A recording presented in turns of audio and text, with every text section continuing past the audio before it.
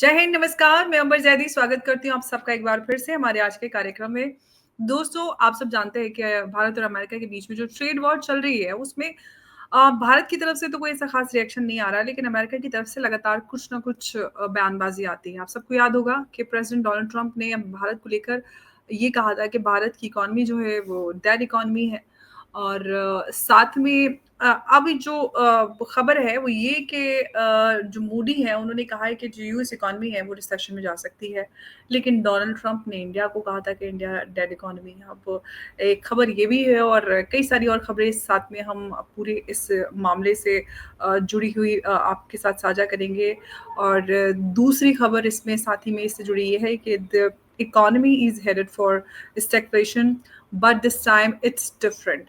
इन सारी चीज़ों को भी वो डिटेल में समझेंगे, ये सारी चीज़ें क्या हैं, क्योंकि मुझे इकोनॉमी का उतना ज़्यादा मुझे ज्ञान नहीं है, बेसिक सी चीज़ें समझ में आती हैं। उमेश जी इस पे एक्सपर्ट हैं, वो सारी इन पूरे मामलों को समझाएँगे। 30 years treasury yield touches 5% briefly, then retreats on weak jobs data. ये और आगे और भी कई सारी खबरें, अपडेट्स हैं, उनको लेते रहेंगे हम इस चर्चा में। शुरुआत करते हैं उमेश जी के साथ। उमेश जी, बहुत स्वागत है आपका। जय हिंद, नमस्कार। जय सिया राम अंबर जी। जय सिया राम। उमेश जी, सबसे पहले तो जो मोदी ने कहा है, ये स्क्रीन पे मैं दिखा भी देती हूँ कि जो यूएस इकॉनमी है, वो रिसेशन में जा सकती है। कई सारे एक्सपर्ट्स इस तरह की बात करें। इनफैक्ट वॉरेन बफे ने भी ये बात कही थी कि अमेरिकन इकॉनमी को नुकसान हो सकता है, जो कुछ हो रहा है। आप इस पे क्या कह रहे हैं? प्रेज़िडेंट ट्रंप कुछ और कह रहे हैं और जो एक्सपर्ट्स हैं, वो कुछ और कह रहे हैं। देखिए, मूडी ने एक तरह से बोल दिया है कि अमेरिकन इकोनॉमी एक तरह से रिसेशन में आने वाला है हुँ, और अमेरिका के अंदर एक प्रोमिनेंट इकोनॉमिस्ट है जिनका नाम है मार्क ज़ांडी। मार्क ज़ांडी वही इकोनॉमिस्ट है जिन्होंने फर्स्ट प्रेडिक्ट किया था 2008 में जो रिसेशन आने वाला है। अब उन्होंने जी। ये इसके लिए बोला है कि अमेरिका के अंदर जो 1/3 स्टेट है जिनसे अमेरिकन जीडीपी आती है, जैसे अमेरिकन जीडीपी 30 ट्रिलियन की है, तो उनके जो कॉम्बिनेशन ऑफ स्टेट्स है जिससे $10 ट्रिलियन का जो इकोनॉमिक ग्रोथ होता है, वहां पे शार्प रिसेशन देखने को मौका मिल रहा है। उन्होंने ये बोला है कि बाकी जो स्टेट्स हैं उनकी ग्रोथ रेट एक तरह से नेगेटिव नहीं है पर पॉजिटिवली होल्ड करते जा रहे हैं, पर 1/3 स्टेट जिनकी अगर जीडीपी नीचे जाने वाली है, जिसके कारण ओवरऑल अमेरिकन इकोनॉमी रिसेशन में जाएगी। और रिसेशन में जाने के बाद आपने एक सेकंड आर्टिकल देखा था जिसमें बताया गया था स्टैगफ्लेशन। देखिए, इन्फ्लेशन तो सबको मालूम है, इन्फ्लेशन में क्या होता है, प्राइसेस भी बढ़ते हैं और ग्रोथ रेट भी आती है। बट स्टैगफ्लेशन में क्या होता है, आपको बता रहा हूँ, ग्रोथ रेट भी पहले तो आपकी जो इन्फ्लेशन है, प्राइसेस ऑफ गुड्स, वो बढ़ते जाते हैं। उसके बाद उसके अलावा भी क्या होता है, आपकी ग्रोथ रेट नहीं बढ़ती है। उसमें में क्या होता है, आपकी कंज्यूमर डिमांड कम हो जाता है, जॉबलेसनेस बढ़ जाता है। और इसी के दौरान आपने देखा था कि कल जो यूएस ट्रेजरी यील्ड था, वो 5% से ऊपर चले गया है। तो कहीं ना कहीं ये बता रहा है कि अमेरिका की स्ट्रक्चरल इकोनॉमी में प्रॉब्लम है और वीक जॉब डेटा आ रहा है, वहां पे लोगों के पास पैसे नहीं है। और सबसे बड़ा इसमें कारण है डोनाल्ड ट्रंप की ट्रेड पॉलिसी, जिसमें वो सैंक्शन यूज करते हैं एज अ वेपन। तो उससे क्या हो रहा है, आप देख रहे हैं कि वहां पे लोगों के पास एक तरह से जो उनका परचेजिंग पावर है वो कम होता जा रहा है। लोगों के सब चीजों के दाम बढ़ चुके हैं, इन्फ्लेशन सेट हो चुका है और कोई भी कंट्री अभी उनको सप्लाई नहीं करना चाहता। देखिए, सबसे बड़ा प्रॉब्लम ये हो रखा है कि अगर भारत से हम माल बेचेंगे तो अमेरिका के अंदर उसके ऊपर 50% टैरिफ लगेगा, वहां के उस इम्पोर्टर को देना पड़ेगा। फिर बाद में जाके एक तरह से इससे क्या होगा कि अमेरिका के अंदर दाम बढ़ चुके हैं, लोगों के पास परचेजिंग पावर कम हो चुका है। इस ये सब डिसरप्शन के कारण अमेरिका के इकोनॉमी में प्रॉब्लम हो चुका है। सेकेंड, मेन जो अमेरिका के स्मॉल स्केल बिजनेस है, उन्होंने भी बोल दिया है कि हमारे पास अभी एक तरह से जिस हिसाब से ट्रंप ने टैरिफ लगाए हैं, उससे हमारा बिजनेस इफेक्ट हो रहा है। वो बोल रहे हैं कि एप्पल के सीईओ हो या एलन मस्क हो, वो $1 मिलियन दे के व्हाइट हाउस जाके बैठ भी सकते हैं, पर हम नहीं जाके बैठ सकते हैं। पर अगर हम ये ऐसे ट्रेड पॉलिसीज लेके आ रहे हैं, इससे क्या हो रहा है कि हमारे इंपोर्ट्स इफेक्ट हो रहे हैं। हमने अपना घर मॉर्गेज किया है, हमने एक तरह से कॉन्ट्रैक्टर्स को पैसे देने हैं, हमको अकाउंटिंग बुक कीपर्स को पैसे देने हैं। ये सब चीज सबको इफेक्ट होने वाला है हमने। और एक और एक चीज देखिए, ये बोल रहे हैं कि 3 महीने बाद हमको नहीं मालूम हम कैसे सरवाइव करेंगे। तो बहुत जगह सर्वाइवेबिलिटी का भी प्रॉब्लम आ चुका है। अब इसी पुशबैक में आप देख रहे हैं मूडीज वार्न कर रहे हैं, अमेरिका के इकोनॉमिस्ट वार्न कर रहे हैं।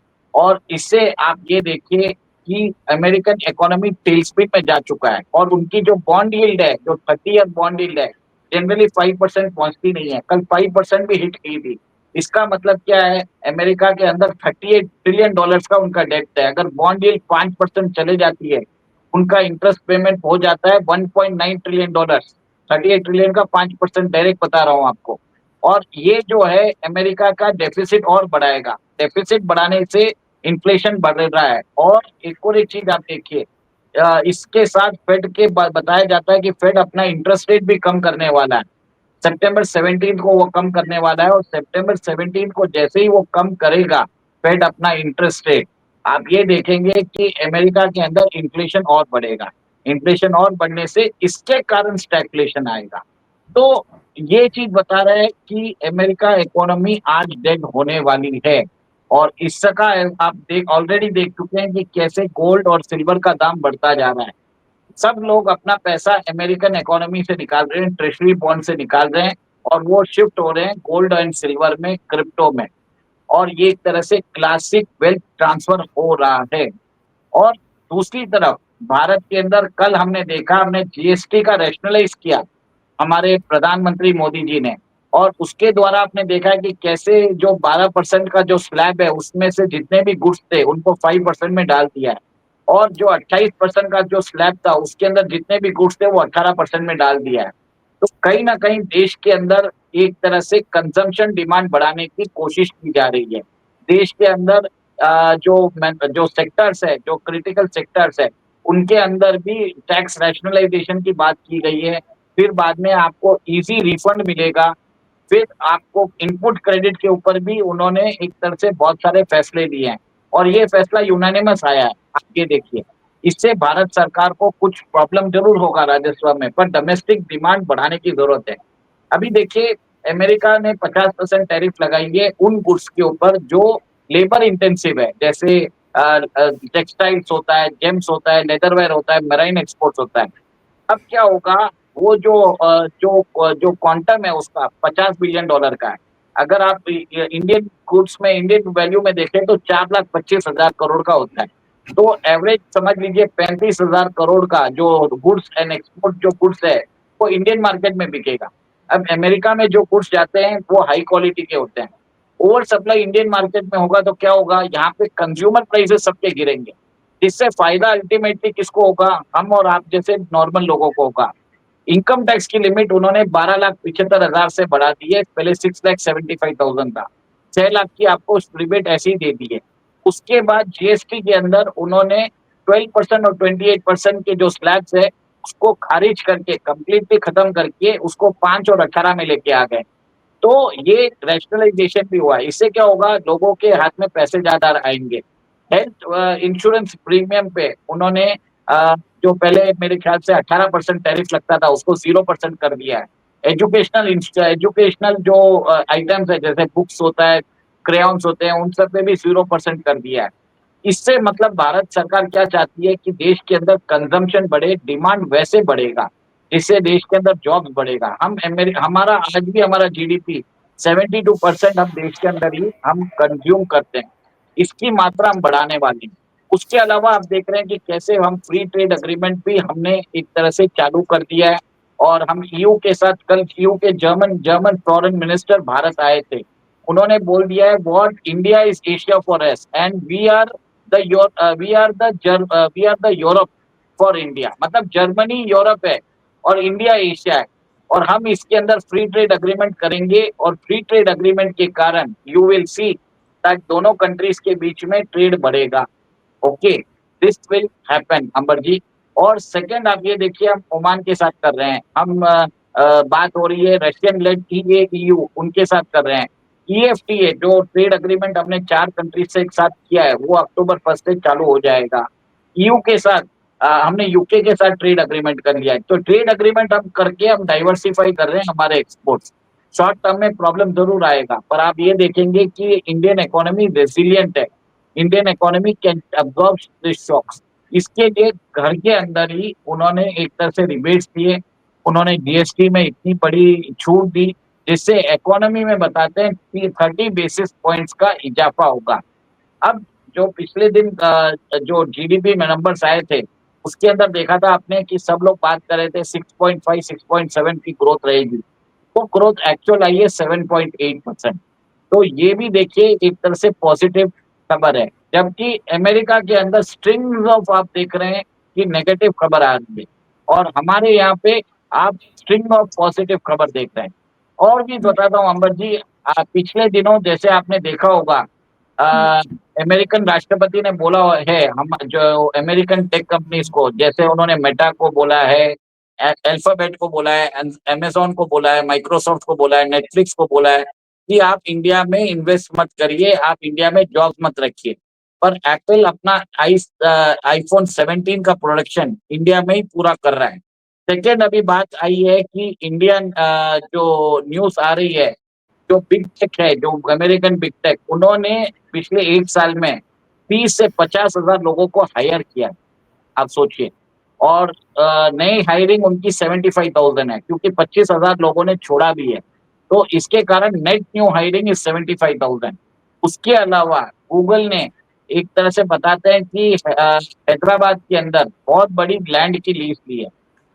दूसरी कंपनी जैसे मेटा है, फिर अमेज़न है, नेटफ्लिक्स है, उन्होंने भी भारत के अंदर नए-नए स्पेसेस दिए हैं बैंगलोर के अंदर।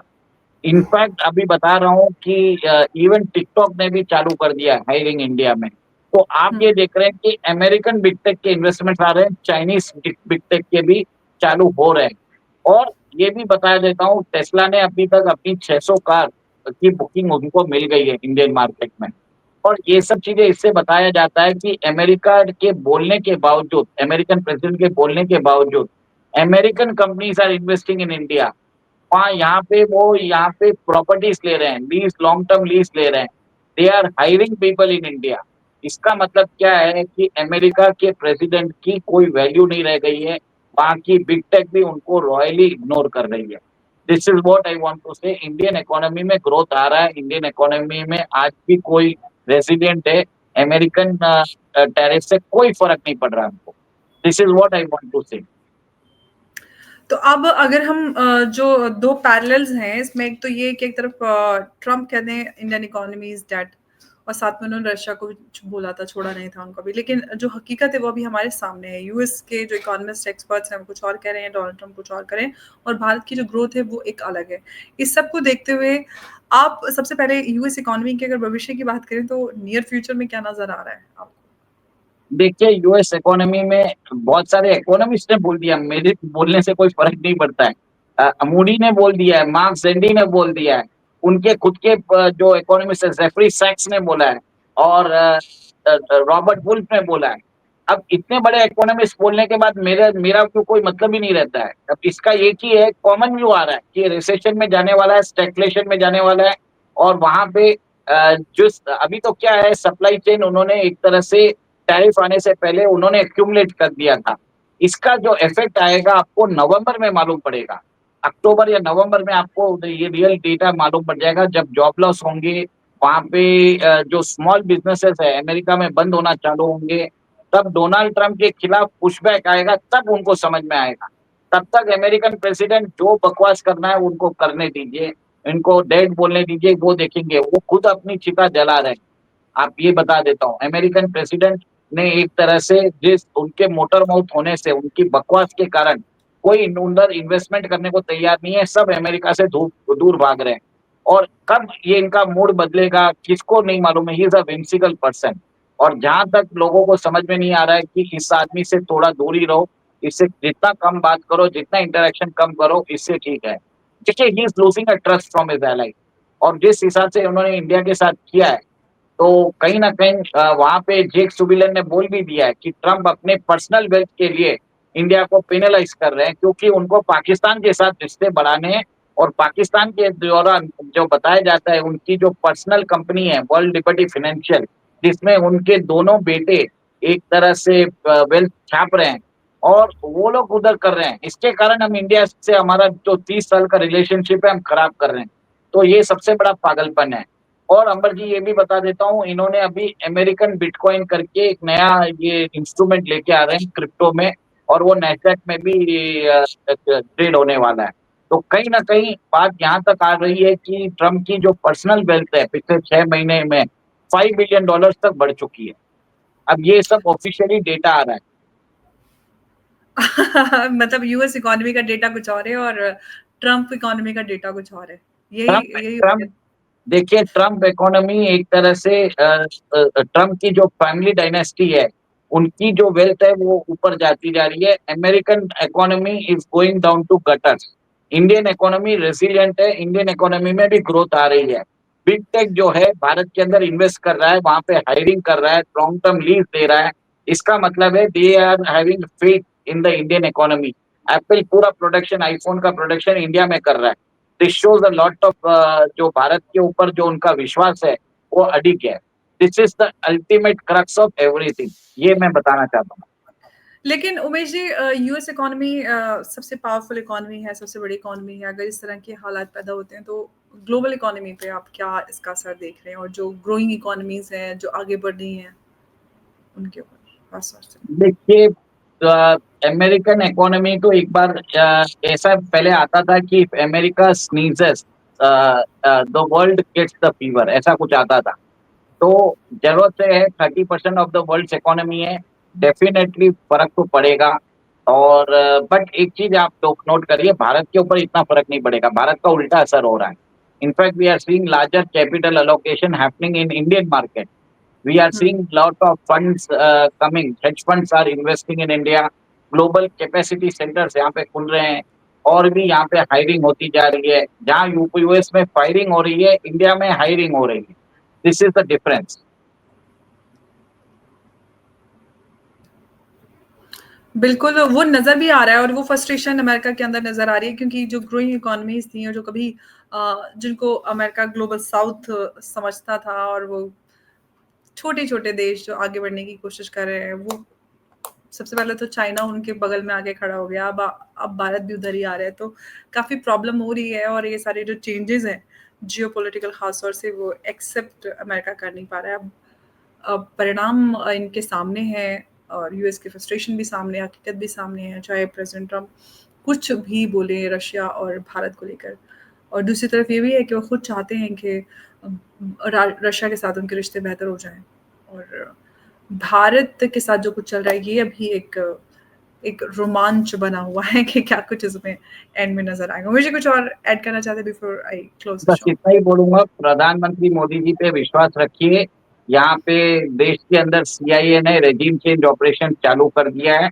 आप सोचिए, हमारे जो पूर्व प्रधानमंत्री है लाल बहादुर शास्त्री, उनकी भी डेथ में कहीं ना कहीं ये विदेशी इंटेलिजेंस एजेंसीज का हाथ है। होमी जहांगीर बाबा जो father of Indian nuclear programme है, एटॉमिक एनर्जी प्रोग्राम है, उनको भी, उनके प्लेन को भी उड़ा दिया गया था। जो हमारे विक्रम साराभाई है, फादर ऑफ इसरो, वो भी संदिग्ध हालात में तिरुवनंतपुरम में वो पाए गए थे, डेड पाए गए थे।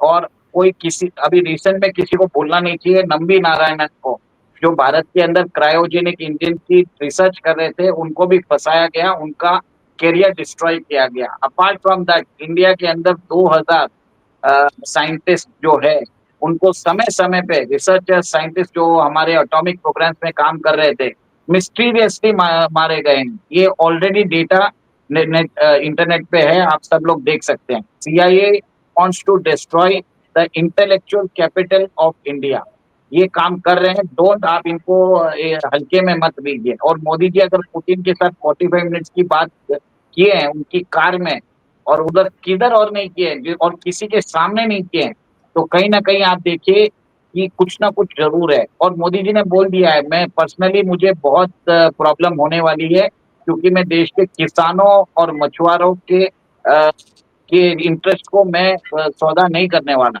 अब ऐसा है कि भारत अभी अमेरिका ने वेनेजुएला के ऊपर, आज बताया जाता है, कोई स्ट्राइक किया उनके बोर्ड पे, 11 लोगों को मार दिया है। और वेनेजुएला से भारत की कंपनी रिलायंस भी एक तरह से वहां से ऑयल लेती थी। पर अमेरिका वहां पे अभी इन्वेजन कर रहा है। ये बात मैं किसी और वीडियो में बताऊंगा, बस आपको अपडेट करा रहा हूँ कि कैसे अमेरिका अपनी जिद के लिए कुछ भी कर सकता है। This is what we have to see. और सीआईए का नाम आपको बोलना, आपको सीधा देखना चाहिए, क्यों नहीं बोले हम लोग। हमारे जो पूर्व प्रधानमंत्री है लाल बहादुर शास्त्री जी को उन्होंने मारा भी है। और ये चीज मैं, मुझे कोई प्रॉब्लम नहीं है बोलने की, मैं लाइव चैनल पे बोल रहा हूँ। This is a truth, let's accept it. और इनसे अमेरिकन प्रोडक्ट्स को जितना हम बैकआउट कर सकते हैं, देखिए हम उनका सोशल मीडिया यूज करेंगे, we will use their social media, but हम एंटी अमेरिकन एजेंडा उनके सोशल मीडिया से करेंगे। This is what I want to do. क्योंकि अगर आप इसको, उस सोशल मीडिया पे सारे सबसे ज्यादा लोग हमारे हैं, तो हाँ, ऑफ कोर्स हम तक तो मैं पहुंचाने के करूंगा लिए वो। बात हमें हाँ, तो करनी अगर आपको प्रॉब्लम है तो आप निकल जाइए, मैं उनका सोशल मीडिया पे रहूंगा। पर मैं उनके अमेरिकन प्रोडक्ट जैसे वेस्ट प्रोडक्ट्स है, जैसे पेप्सी है और बाकी जो पिज्जा वो सब रहते हैं, जो अननेचुरल फूड होते हैं, उनके बॉयकॉट का बोलूंगा। This will hurt American economy, ये मैं बता रहा हूँ। तो जिसको हम कर सकते हैं, लेट्स स्टार्ट डूइंग इट। एक चीज ध्यान रखिए, इसराइल की पॉपुलेशन भले ही वो लोग 70 लाख जूस हैं, फिर भी वो अपना आज भी वो हिटलर की बातें बोलते हैं। जबकि हम 100 करोड़ हिंदू एक दूसरे की टांग खींचने में लगे हुए रहते हैं, 140 करोड़ इंडियंस आपस में लड़ते रहते हैं। This is a difference between juice. आज इसराइल इसके लिए आगे है, और हम आज भी आपने देख लीजिए हमारे शहर गटर के जैसे भरे हुए हैं। एक बारिश हो जाती है, पूरा शहर गटर जैसा हो जाता है। दिस पूरा इज अ शहर डिफरेंस। छोड़िए, भारत की राजधानी दिल्ली में, मैं दिल्ली में रहती हूँ, ऐसी हालत है इतने समय से, पिछले कई महीने से, जब से बारिश का मौसम शुरू हुआ है, और दिल्ली की बुरी हालत है, बल्कि पूरे ही भारत की बुरी हालत हो गई। तो हालात तो सबके सामने है, आप चाहे ये कुछ भी बोलते ये रहिए। डिफरेंस रहेंगे जब तक देश की जनता एक तरह से एक दूसरे को काटने में लगेगी। जब तक वो एक दूसरे को सपोर्ट नहीं करेगी, तब तक नहीं होगा। हमारे यहाँ पे बहुत लोग हैं जो कमेंट में बहुत सारी बातें बोलते हैं, बस उन्हीं के लिए बोल रहा हूँ कि आप भक्त रहिए, कम वक्त मत बनिए। बस इतना ही बोलूंगा। जी, बिल्कुल, बिल्कुल। उमेश जी, बहुत-बहुत धन्यवाद आपका हमारे साथ इस पूरे विषय पर चर्चा में जुड़ने के लिए। नमस्कार, जय हिंद, जय भारत। जय सिया राम। जय सिया राम।